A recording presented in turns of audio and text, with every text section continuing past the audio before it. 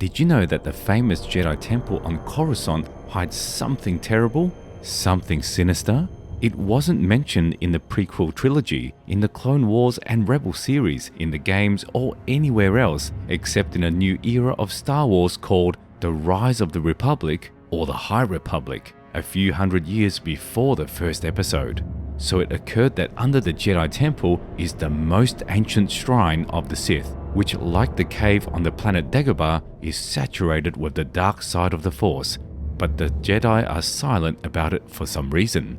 According to the events of the novel Into Darkness, which is part of the Dawn of the Republic book series, a group of Jedi removed several mysterious idols from an abandoned, devastated space station, seemingly unremarkable, but these same idols have long held back the spread of the dark side coming from the Dringar, wild plants spawn of the previously mentioned dark side. The Jedi were at first unclear as to the purpose of these idols, but the wisest of them sensed the presence of something sinister in them, so they decided to take them to a place where their potential would be fully revealed, under the Jedi Temple on Coruscant, or rather, in the catacombs under the temple, which only the mighty masters had access to. The thing is, these catacombs are actually the ruins of an ancient Sith temple, so ancient that it saw Coruscant without a city. Several thousand years ago, before the Republicans flooded the planet and built it up hopelessly, Coruscant was a fertile world with high snow-capped mountains. The value of the planet was that it was home to the single point of great power, nexus or a locus of the Force, and it was the Sith. Then there were Dark Jedi, the renegades, the one who first felt it. They erected a sanctuary on Coruscant, but the Jedi were able to uncover their lair and went to war against them, repulsing the sanctuary. And so for many years, the Sith fought back the shrine time and time again, but the Jedi still outnumbered them, fighting each other to the last until the light side finally got the upper hand. The battle was over, the Jedi had won. Although they defeated the Sith, the presence of the dark side in this place was impossible to defeat, so they began to build their own temple over the sanctuary to contain its destructive effect on Coruscant. In time, things got better. The temple grew larger and larger, and the dark side weakened until it was suppressed altogether.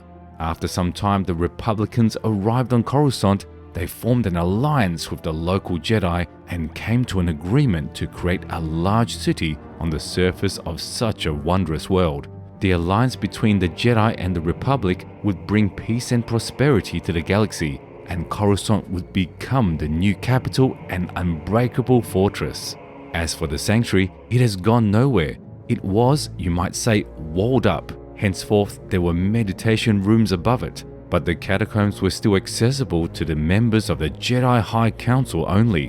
What's more, the cleansed sanctuary was even used for good. They were brought objects drenched with the dark side so they can purify them. It was all the way back then, hundreds of years ago, but what about now? In the prequels, this sanctuary wasn't mentioned in any way, obviously because it wasn't invented by the writers, but we're relying on the canon, so I conclude that the sanctuary was simply forgotten for lack of use, because in the first episode, the Jedi said with confidence that the Sith have long since died out, and reacted with great surprise to the appearance of Darth Maul. And you know what the best part is? Only one Jedi who lived during the Dawn of the Republic era and knew of the dark catacombs beneath the temple survived to this point. Master Yoda, of course. But the Master Jedi didn't say a word about it either. After some time, Palpatine discovered an ancient Sith shrine deep beneath the temple. How Palpatine stumbled upon the catacombs is described in the novel Tarkin. In this place, the Emperor felt unity with the dark side of the Force, and he was becoming more and more convinced he was right about Jedi blindness. He didn't understand.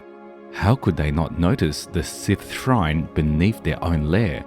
Though they might have noticed it, they never told anyone about it. Such an interesting story. I hope the video was useful for you, and now you will perceive the Jedi Temple a little differently once again reviewing the prequels.